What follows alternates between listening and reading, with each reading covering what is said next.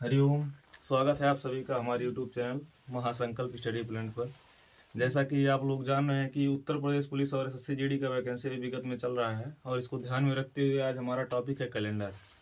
Calendar एक ऐसा topic है जो सभी एग्जामों में 1 से 2 क्वेश्चन बहुत आता ही आता है, जो कि बहुत इंपॉर्टेंट है माना जाता है।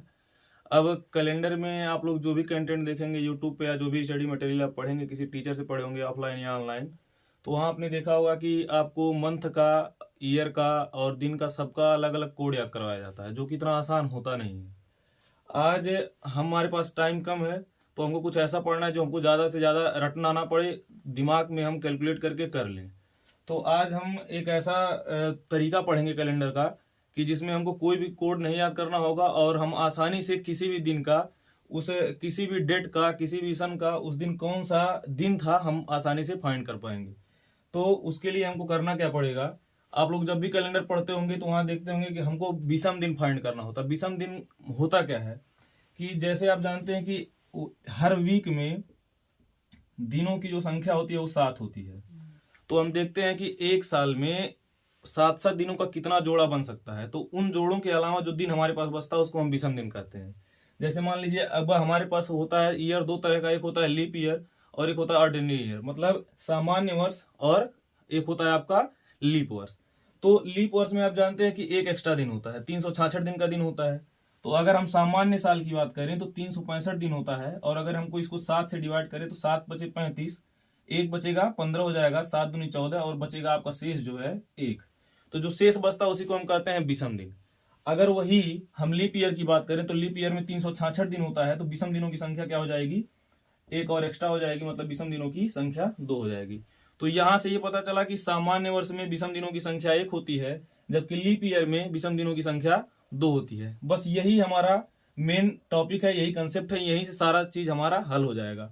अब हमको देखना है, याद कुछ भी नहीं करना, आपको ध्यान देना है कि एक लीप ईयर में विषम दिनों की संख्या 2 होती है, जबकि सामान्य ईयर में विषम दिनों की संख्या 1 होती है। अब मान लीजिए अगर हम 100 सालों की बात करें तो 100 साल में लीप ईयर कितने होंगे, तो आप देखते हैं 100 सालों में जो 100वां साल है ये तो शताब्दी ईयर है, तो इसको हम काउंट नहीं करेंगे, बचेगा आपका 99। तो 99 सालों में जो आपका लीप ईयर होगा, अब आपको पता है कि लीप ईयर हर चौथा साल होता है, तो अगर इसको हम 4 से डिवाइड करें तो आपका आ जाएगा 96, 24 चौक 96, 24 बार डिवाइड होगा। मतलब कि इसमें टोटल 24 जो है वो लीप ईयर है, बाकी जो 76 साल बचे हुए हैं वो क्या है, आपके सामान्य साल है।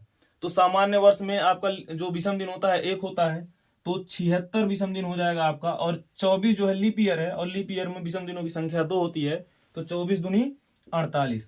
तो अगर हम टोटल बात करें तो 8 से 14, 4 हासिल 1, 7 4 11, 1 12, टोटल 100 सालों में विषम दिनों की संख्या है कितनी, 124। अब अगर इसको हम 7 से डिवाइड कर दें तो हमारे पास बचेगा कितना, 7 एकम 7, 5 हो गया, और यहाँ पे हो जाएगा आपका 54, 7 सते 49, बचेगा कितना, 5। तो आप देख रहे हैं कि विषम दिन कितना बचा, 5 बचा। मतलब अगर हम 100 साल की बात करें तो इसमें विषम दिनों की संख्या कितनी होती है, 5 होती है। अब यहीं से हमको कंसेप्ट बनाना है। 100 दिनों में विषम दिनों की संख्या, 100 सालों में विषम दिनों की संख्या आई 5। अगर हम बात करें 200 सालों की, तो जब 200 सालों की बात करेंगे तो 100 साल में 5, तो 200 सालों में कितना हो जाएगा, 10। और विषम दिनों की संख्या जो होती है 7 से ज्यादा नहीं हो सकता, अगर 7 से ज्यादा होता है तो हम 7 से डिवाइड करते हैं, जो रिमाइंडर बचता है विषम दिनों की संख्या वो होती है। अब यहाँ पे 10 है, 10 को हम 7 से डिवाइड करेंगे, कितना बचेगा, 3। तो जो शेषफल आएगा वही हमारा विषम दिनों की संख्या होगी। तो 100 सालों में विषम दिनों की संख्या 5, 200 सालों में विषम दिनों की संख्या 3। अगर हम बात करें 300 सालों की, तो 300 सालों में विषम दिनों की संख्या कितनी हो जाएगी, 100 साल में 5 होता है, तो 300 साल में 15, और 15 को 7 से डिवाइड करेंगे, 7 दूनी 14, बचेगा कितना, 1। तो 300 सालों में विषम दिनों की संख्या 1।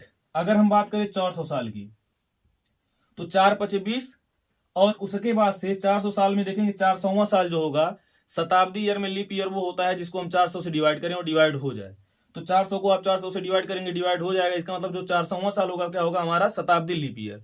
तो लीप ईयर में विषम दिन 1 एक्स्ट्रा होता है, तो 4 पचे 20 विषम दिन ये हो गया, और ये 400वां साल जो होगा हमारा लीप ईयर होगा, इसलिए विषम दिन 1 और एक्स्ट्रा हो जाएगा, तो विषम दिन हो गए टोटल 21। अब इसको आप 7 से डिवाइड करेंगे, कितना आएगा, 7 त्रिक 21, तो विषम दिन बचेगा कितना, 0। तो यहां से आप देखें कि 100 साल में विषम दिनों की संख्या जो हमारी आई 5, 200 साल में विषम दिन 3, और 300 साल में विषम दिन 1, 400 साल में विषम दिनों की संख्या 0। बस हमको यही चीज याद रखना, याद भी नहीं करना, एक कंसेप्ट है एक तरह से। देखिए कंसेप्ट कैसे आया, आप ये डिवाइड करके देख ही लिए हैं। अब अगर संभव हो तो इसको याद कर लीजिए कि 100 साल में विषम दिनों की संख्या 5, 200 साल में 3, 300 साल में 1 और 400 साल में 0। अब हमको जिस भी डेट का निकालना होगा, अब हम किसी साल का किसी दिन का कुछ भी याद नहीं करेंगे। अब देखिए हमारे पास जो भी डेट होगा, किसी भी डेट का मान लीजिए पर्टिकुलर हमको निकालना हो कि विषम इस मतलब इस डेट को कौन सा दिन था। जैसे मान लीजिए हमारा देश आजाद हुआ था 15 अगस्त 1947 को, तो 15 अगस्त 1947 को कौन सा दिन था। अगर इसका हमको डेट निकालना हो कि उस दिन कौन सा दिन था, तो इसके लिए हम क्या करेंगे, सबसे पहले ये जो हमारे पास साल है, देखिए 1947 का बात हम कर रहे हैं, तो 47 तो पूरा हुआ नहीं है, अभी चल रहा है। जो पूरा हो चुका है बस बात हम उसकी करेंगे। तो यहां हम लिखेंगे कितना, 1946। अब 1946 को हमको तोड़ लेना है शताब्दी ईयर और सामान्य ईयरों में। तो ये जो 1946 है इसको हम चाहें तो लिख सकते हैं क्या, 1900 और प्लस 46। ठीक। अब यहां आपको हमने बताया 100 में 100 साल में 5 विषम दिन, 200 साल में 3, 300 साल में 1 और 400 साल में 0। अब यहाँ पे ये जो आपका साल है, जैसे 1946, 1300, 700, 800, जितना जो भी ईयर रहेगा उसको आपको तोड़ लेना है सैकड़े में, और जो बचेगा आपका ऑड उसको छोड़ देना है। अब इसमें से आपको जो 1900 है, 1700, 1800, 1600, 1400 जो भी होगा, इसको हमको 100, 200, 300, 400 के फैक्टर में तोड़ना है, गुणनखंड में। जैसे मान लीजिए यहाँ 1900 है तो 1900 को हम लिख सकते हैं 1600 प्लस 300, तो 1600 को हम लिख सकते हैं 400 गुणे 4 प्लस 300। इससे हमारा फायदा क्या होगा, अब देखिए यहाँ पे 400 साल में विषम दिनों की संख्या 0 होती है, और 0 को 4 से गुणा कराएंगे तो क्या हो जाएगा, 0। तो 1600 साल में हमारा विषम दिनों का संख्या हो गया 0। 300 साल में विषम दिनों की संख्या कितनी है, 1, तो 300 साल में विषम दिनों की संख्या 1 प्लस ये जो 46 साल हमारे पास बचा हुआ है। अब हमको देखना इन 46 सालों में लीप ईयर कितने हैं। तो लीप ईयर पता करने के लिए 4 से डिवाइड करते हैं, 4 से इसको डिवाइड करेंगे तो 11 चौक 44। ठीक, 11 लीप ईयर, तो 11 दिन वो एक्स्ट्रा बढ़ जाएगा, तो 46 और 11 कितना हो जाएगा आपका, 57। अब 57, 11 और प्लस 46 कितना हो गया, 57। 57 को आप भाग करेंगे 7 से तो हो जाएगा 7 और 56, बचेगा कितना, 1। तो 1 इधर था और 1 यहां हो गया, तो आपका जो बचा विषम दिन 2। टोटल अगर 1946 की हम बात करें तो विषम दिनों की संख्या कितनी हो गई, 2। अब हम बात करेंगे इन दिनों की। तो अब देखते हैं, जो हमारा अगस्त है, पहले जनवरी आएगा, फरवरी, मार्च, अप्रैल, मई, जून, जुलाई, फिर आएगा अगस्त। तो हमको सबका विषम दिन निकालना होगा। तो आप जानते हैं कि जनवरी, फरवरी, मार्च, अप्रैल, मई, जून, जुलाई, अगस्त, सितंबर, अक्टूबर, नवंबर, दिसंबर, ये जो महीने हैं, इसमें आपका पहला महीना 31 दिन का शुरुआत होता है, फिर एक केवल फरवरी को छोड़ दिया जाए तो कंटिन्यू चलते रहता है, 31, 30, 31, 30, 31, 30, 31, 30, इस तरह से हमारा साइकिल चलता रहता है। तो अब आपका जो जनवरी है वो 31 का महीना होता है, और 31 को अगर हम 7 से डिवाइड करें तो 7 चौक 28, बचेगा 3। विषम दिनों की संख्या कितनी बचेगी, 3। तो हर बार जनवरी में विषम दिनों की संख्या 3। और जो फरवरी है, चूंकि जो 1946 है, ये हम बात कर रहे हैं 1947 की, 46 तो पूरा हो चुका है, 47वां साल लग गया है। तो अब 1947 क्या है, हमारा लीप ईयर नहीं है, तो फरवरी क्या होगा, 28 का होगा, और 28 में लीप ईयर की विषम दिनों की संख्या कितनी बचेगी, 0। तो आपका 3, और फरवरी में क्या हो गया, 0। फिर आएगा मार्च, मार्च में भी 3, अप्रैल में 2, मई में 3, जून में 2, जुलाई में 3, और अगस्त में आपका 15 तारीख था तो 15 ये ले लिए हम। ठीक, अब देखिए यहाँ विषम दिन निकालेंगे तो 15 3 18, 2 20, 3 23, 23 2 25, 25 3 28, और 28 आ गया तो 7 का गुणज है, तो विषम दिन क्या हो जाएगा, 0। फिर बचा हमारे पास 3 यहाँ और 2 यहाँ, तो कुल मिलाकर के 15 अगस्त 1947 तक विषम दिनों की संख्या हमको मिली कितनी, 5। अब जितना विषम दिन है, सोमवार हमारे सप्ताह का पहला दिन होता है, तो सोमवार का कोड होता है 1। अब वहीं से हमको गिनती शुरू करना है, तो 5 है तो सोमवार, मंगलवार, बुधवार, बृहस्पतिवार, शुक्रवार, मतलब 15 अगस्त 1947 को जो दिन था वो क्या था, शुक्रवार था। इस तरह से हमको किसी और दिन का निकालना हो, जैसे मान लीजिए सबसे फेमस दिन हमारा है 26 जनवरी 1950, उस दिन हमारा संविधान लागू हुआ था पूर्ण रूप से।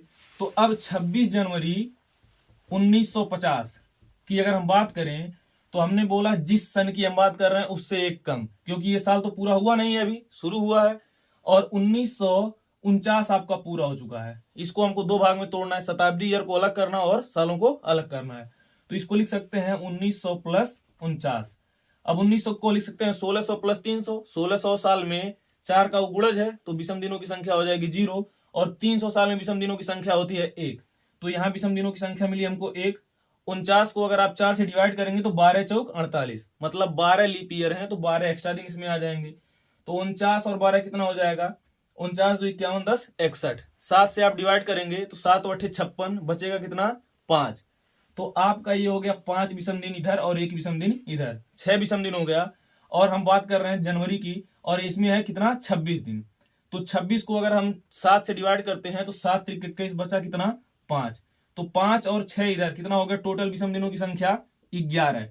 अब 11 से 11 विषम दिन हो नहीं सकता है, विषम दिनों की संख्या 7 से ज्यादा नहीं हो सकती है। तो 7 से ज्यादा होता तो फिर हम 7 से डिवाइड करते हैं। तो 11 को हम 7 से डिवाइड करेंगे कितना बचेगा, 4 बचेगा। और 4 की जब हम गिनती शुरू करेंगे तो सोमवार, मंगलवार, बुधवार, बृहस्पतिवार। इसका मतलब कि 26 जनवरी 1950 को जो दिन था वो क्या था, बृहस्पतिवार था। अब यहां आपको ना किसी महीने का कोड याद करना है, ना किसी साल का कोड याद करना है, ना किसी दिन का कोड याद करना है। बस आपको देखना है कि जो भी साल रहेगा उसको हमको तोड़ना है 100, 200, 300 और 400 के गुणजों में, क्योंकि 100 सालों में विषम दिनों की संख्या होती है 5, 200 सालों में कितनी होती है 3, और 300 सालों में होती है 1, 400 सालों में होती है 0। वहां से हम फाइंड कर पाएंगे कि विषम दिनों की संख्या कितनी है। उसके बाद से जिस साल का हमको निकालना है उससे एक कम का हम लेंगे, क्योंकि वो साल पूरा हुआ नहीं है। और उसमें हम देखेंगे लीप ईयर कितने हैं। लीप ईयर के लिए हम क्या करेंगे, 4 से डिवाइड करेंगे, और जितनी बार डिवाइड होगा उतना इसमें हम ऐड कर लेंगे, मतलब उतना लीप ईयर है तो लीप ईयर में उतने दिन एक्स्ट्रा होंगे।